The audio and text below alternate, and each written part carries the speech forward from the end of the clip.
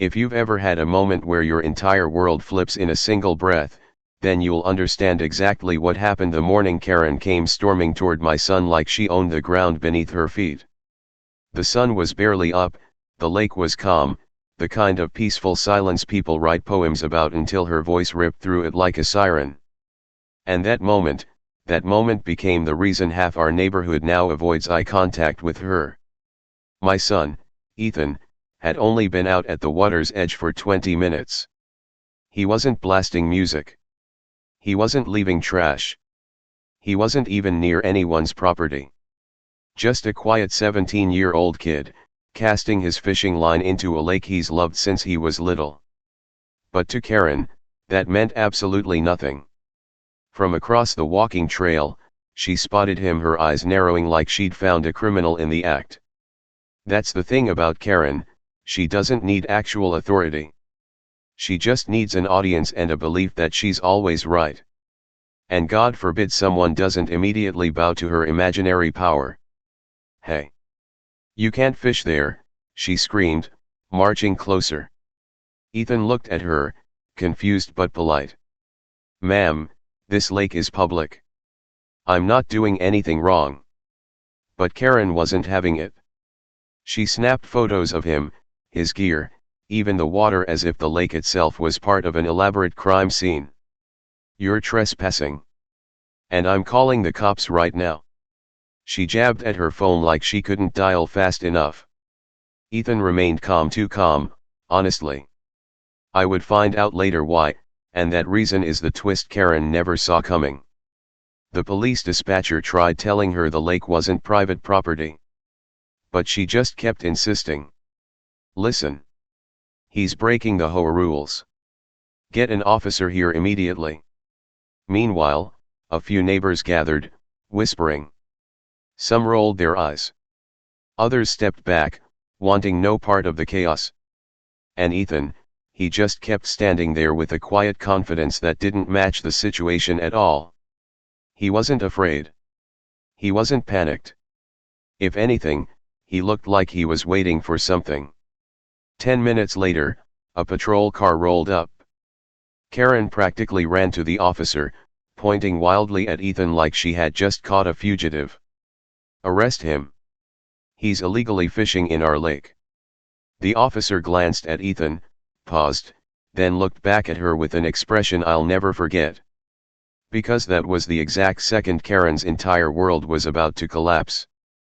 The officer stepped out of his patrol car slowly, almost cautiously, like he already sensed this wasn't the kind of call that required handcuffs, just patience. Karen, however, was buzzing with self-righteous energy, practically vibrating as she pointed at my son. There. That boy. He's violating HOA rules and disturbing the wildlife. The officer blinked at her, then turned to Ethan, who gave him a respectful nod. Morning, sir. That greeting alone seemed to confuse Karen. Criminals don't say good morning, right? Ma'am, the officer finally said, this lake is not under HOA jurisdiction. It's managed by the county wildlife department. Karen scoffed, as if she personally owned the county. No, you don't understand. My husband is on the HOA board, and we enforce the rules here. Ethan shifted slightly, and the officer's eyes caught the small badge clipped inside my son's backpack pocket, mostly hidden, but unmistakably official. The corner of his mouth twitched upward. Ethan, he said, did you want to tell her, or should I? Karen froze. Tell me what? Her voice cracked, the first signs of uncertainty leaking through her confidence. Ethan sighed, a patient, almost apologetic sigh. He reached into his backpack, pulled out a laminated card, and held it out. Ma'am, as of last week, I'm the newly appointed Chief Youth Wildlife Warden for this district. The lake falls under my department. Karen's mouth dropped open. Not figuratively. Actually, physically open. The neighbors watching gasped. Someone whispered, "You've gotta be kidding." Another murmured, "She picked the wrong kid today." Ethan continued calmly, "I'm here to survey fish populations, ensure the water is healthy, and check for environmental violations. Then, with polite but pointed emphasis, he added, including unauthorized interference with wildlife officers. Karen stumbled backward as if the lake itself had pushed her. That's impossible. He's just a teenager. The officer nodded. The county recently started a youth leadership program. He's not just part of it, he's the head of it. Then he gave Karen a look that was almost sympathetic. And you called the cops on the person responsible for protecting this lake. The wind felt different in that moment, like the entire universe paused for dramatic effect. Karen stared at Ethan, her face drained of color. Her phone slipped from her hand into the grass. For once, she had no speech, no argument, no rule to throw around. She was simply stunned. Ethan didn't gloat. Didn't smirk. He just said quietly, "Ma'am, I'm not breaking the rules. I help enforce them." And with that single sentence, the neighborhood legend of the day Karen lost was born. You could almost feel the tension crackle in the air as the weight of Ethan's words sank in. The lake's surface rippled quietly behind him, but everything on shore was completely still, everyone waiting for Karen's next move. And knowing Karen, silence was never going to be her final response. Her shock lasted maybe 3 seconds. Then came the meltdown. This is ridiculous," she sputtered, jabbing a finger in the air as if pointing at invisible backup. "You can't just make a teenager in charge of a whole lake. That's not how government works." She wasn't talking to anyone in particular, just refusing to accept reality. The officer remained calm. "Ma'am, it's entirely legitimate. The Youth Wildlife Warden program is real. Ethan's authorization is real. And you're interfering with his work." Karen's face flushed bright red. "I was trying to protect the neighborhood. You don't understand the trouble we have with unsupervised kids here." One of the neighbors, Mr. Dalton, the quiet man who always fed the ducks, finally stepped forward. "Karen, he's literally supervising the lake. You called the police on the one person who's actually supposed to be here." Another neighbor chimed in. "You cause more trouble than every kid in this neighborhood combined." The small crowd murmured in agreement, and Karen spun toward them, betrayed. "So you're all taking his side now? A teenager over a responsible adult." But this time, her voice didn't have its usual power. The authority she always clung to had cracked, and everyone could see straight through it.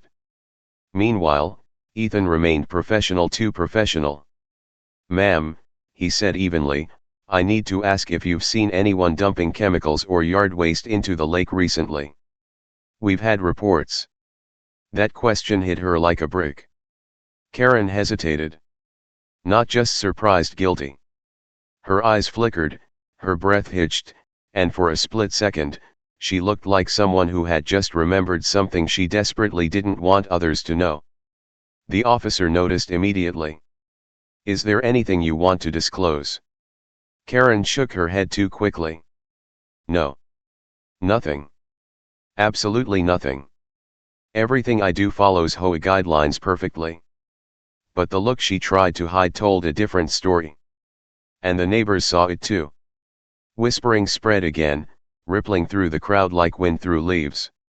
Ethan, still calm, said, "We've found fertilizer runoff entering the lake from somewhere near the north side homes. It's harming the fish population. I'm required to investigate." Karen's eyes widened, a fear she could no longer mask. Because the north side was her side. This wasn't just about fishing anymore. This was about something much bigger, something she thought no one would ever discover. Karen's reaction said everything. A tight swallow, a twitch in her jaw, eyes darting toward the north side houses as if the secrets she'd buried there were suddenly rising to the surface, just like the algae bloom that had recently begun spreading across the lake's edges. She wasn't just nervous. She was exposed. Ethan folded his arms calmly, not confrontational, just firm. "Ma'am, Part of my job is tracking environmental violations. Fertilizer runoff, chemical dumping, anything that harms the lake's ecosystem. The patterns we're seeing suggest it's coming from your section of the neighborhood. Karen's voice cracked. There must be some mistake. I don't know anything about that. The officer stepped forward, his tone steady. We're not accusing you. Yet. But we will be inspecting the properties along that path. Including yours. A few neighbors exchanged looks, some surprised, others not. Mr. Dalton muttered under his breath, I knew those perfect lawns were too good to be true. Karen stiffened. Her reputation, her pride had always been built on those flawless, unnaturally green lawns she bragged about at every HOA meeting. And suddenly, all those compliments she demanded, all the superiority she wielded, were now evidence. The officer continued, if fertilizers or chemicals are being used improperly, we need to know. It's damaging the water, harming wildlife, and violating county regulations. Karen's breathing sped up. But I didn't mean any harm. I just wanted my yard to look nice for the HOA competitions. Ethan's voice softened slightly. Ma'am, that's exactly why we're here. People don't realize how much small actions affect the entire ecosystem. This lake isn't just scenery.